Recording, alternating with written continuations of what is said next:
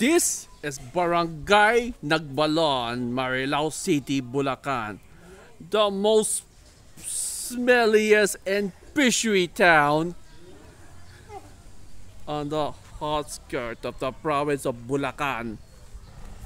Me? Hello.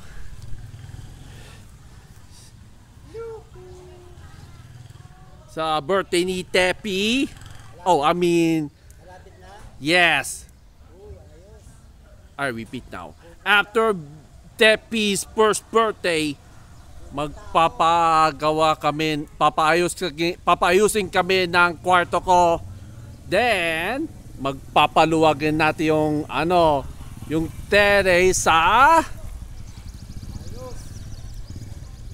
harap. Tapos may bubong pa.